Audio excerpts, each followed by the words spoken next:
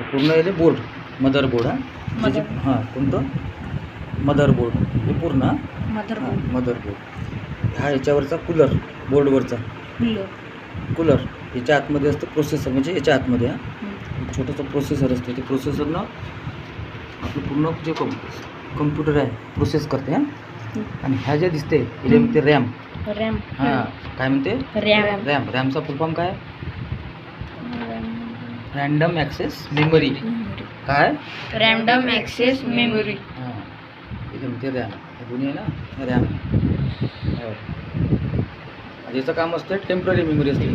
काय असते? टेम्पररी. जेव्हा पण आपला कम्प्युटर चालू असते, जेवढा आपला जो डाटा असते म्हणजे कम्प्युटरचा जे सॉफ्टवेअर असतं ना ते याच्यात नाही असते, चालू कामात नाही. चालू कामात जर लोड वाढला तर हे डंप करते. जे आता आपल्याला डंप केली होती म्हणजे चालू कम्प्युटर बंद पडलं होतं.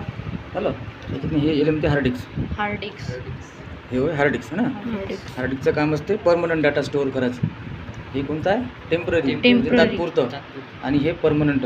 आलं इले प्रायमरी मेमरीसुद्धा म्हटलं जाते रॅमला. आणि याला सेकंडरी म्हणजे हार्ड डिस्कला सेकंडरी स्टोरेज. आणि हे प्रायमरी स्टोरेज म्हणजे प्राथमिक स्वरूपाचं. आणि दुय्यम स्वरूपाचं म्हणजे परमनंट स्वरूपाचं समजा येत नाही. याला व्होलॅटाईल म्हणते, याला नॉन नाही, याला व्होलॅटाईल म्हणते, याला नॉन व्होलॅटाईल म्हटलं त्या. म्हणजे 3 प्रमाणात. हा SMPS स्विच मोड पॉवर सप्लाय. म्हणजे ह्या पॉवर आपला ह्या स्विच मोड पॉवर सप्लाय करतो. ठीक आहे. हा पूर्ण मदरबोर्ड. आणि याच्यात जर समजा टच झाला कशात नाही रॅममध्ये, कम्प्युटर चालूच बंद पडलं.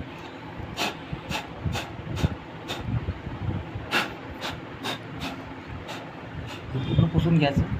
हे घासा लागते असं. हे रबरनं तर घासत नाही मी. हे तसंच लावून याची खाचे असते. ह्या खाच्यात जसा जर लागलं तर ठीक आहे. जर ते जर उलटे खाचे लागले, हा उलटा झाला ते तुटू शकते. आणि रॅममध्ये फरक असते. जसं आता हा DDR3 रॅम आहे. कोणती DDR2 असते, कोणती DDR3 असते. ही अशी बरोबर असते तिथे लागली पाहिजे अशी ही वाली. आलं का लक्षात? हा जर उलटा लागला तर रॅम तुटते. लक्षात? अशी आपण आता हे लावून देऊ. ठीक आहे लागली. हा स्विच मोड पॉवर सप्लाय. हा सेल जो असते सेल दिसते का मला? हा काय असते? स्विच नाही सॉरी याचा सीमॉस म्हटलं आहे. त्या कॉम्प्लिमेंटरी मेथड ऑक्सिड सेमीकंडक्टर. म्हणजे हा टाईम पुरवते कम्प्युटरला. कॉम्प्लिमेंटरी मेथड ऑक्साईड सेमीकंडक्टर म्हणजे थांबू देते. म्हणजे वेळ दाखवते. हां लाईट जरी गेली समजा बंद राहिला 8-10 दिवस कम्प्युटर, तरी तो आपला वेळ हा दाखवत राहते. हा सेल असते हा सीमॉस. हॅलो. आणि हे सेमीकंडक्टर याच्यात बसलाही नसता त्या मदरबोर्डला. काय बोल्या हॅलो. हे जे मागचे हे सगळे पोर्ट आहे, सगळे पोर्ट असतील लागलेले. जसं आता हा VGA पोर्ट झाला मॉनिटरचा. करायचा एक दिवस हा इकडला आहे ना. हा VGA पोर्ट. हा VGA पोर्ट असते हावाला.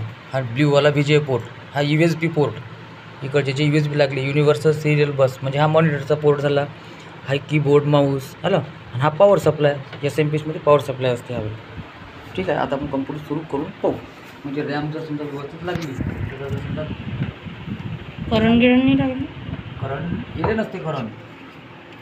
आणि याच्यात तर पॉवर करंट राहतेच ना. हा आला पॉवर आपला. एक आला मॉनिटरचा, एक आला CPUचा. हा गेला SMPSमध्ये. बरोबर आहे. हे आपला आता हा स्विच चालू करून घेऊ.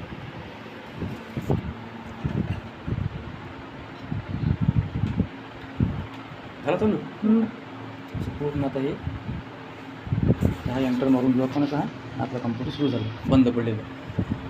संपला टॉपिक आता.